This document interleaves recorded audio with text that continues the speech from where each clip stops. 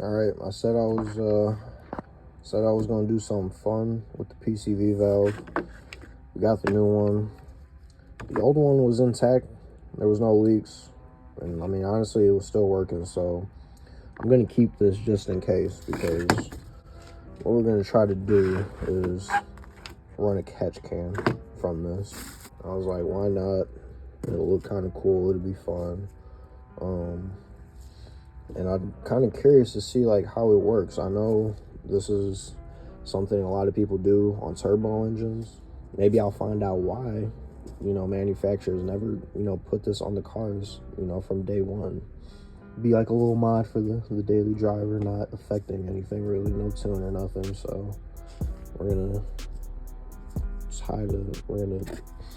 use this hose, run it off this, take this off, and keep the fittings, all that.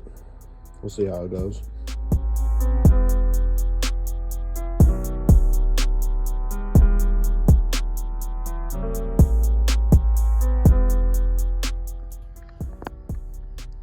That's a tough little bolt to get to, but you got 1, 2, 3, 4, 5. Little evap line that goes into that little plastic piece right there. I don't think you can zoom in.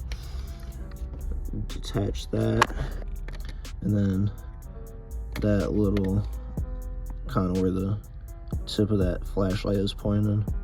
You'll want to do that, and then I should take the whole thing up. And as I try to get it up, I'll find out if I'm missing something else.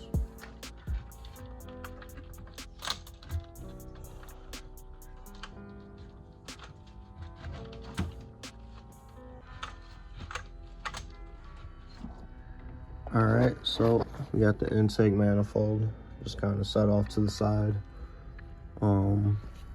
This right here is your PCV valve. It's kind of the hose going into the assembly. This right here is the valve itself. You can replace just this. You can twist it off and pull it up, but it's way easier just to replace the whole assembly. And these are kind of known to leak from that gasket, so it's really not much more expensive either. So I mean, I would just replace the whole assembly, but shit. Oh man. Yeah, let me get that off.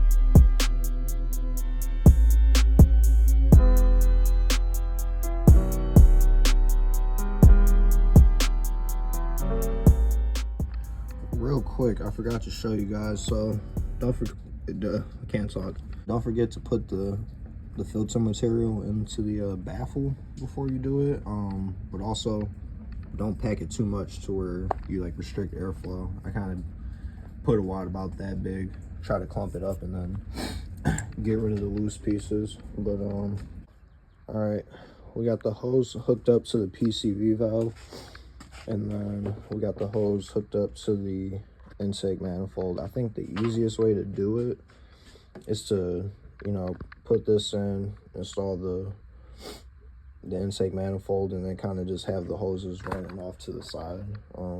So you're not having to worry about connecting them there, or connecting them right there underneath the manifold. So we're gonna get these on first, and then we'll worry about where the wires run in the engine bay.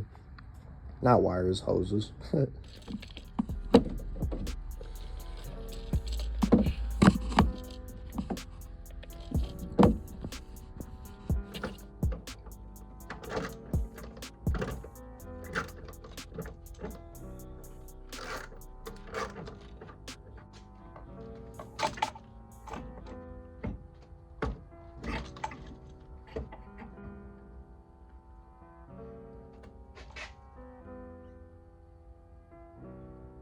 I'm liking where that's sitting. There was a little threaded hole right there. I was able to kind of screw this bracket into. I did have to cut it so it was short enough.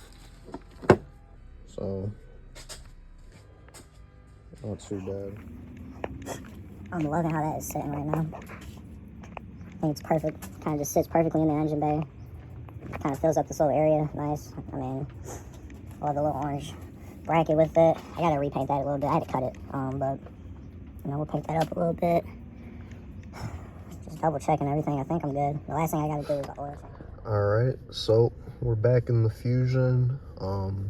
This is about a month and a half later from installing the oil catch can. I wanted to add this part into the video because, you know, I just wanted to see, you know, the effect of adding this and see if there's, you know, actually something happening when, you know, when I'm driving. So, you know, I don't think I've even put 1,000 miles on it since then. So that's about after 1,000 miles. Not too bad.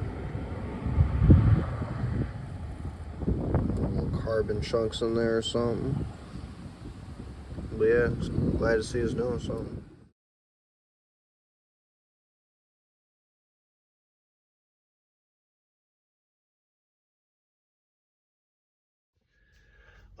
One last note before I end this video actually is it's actually just a simple thank you.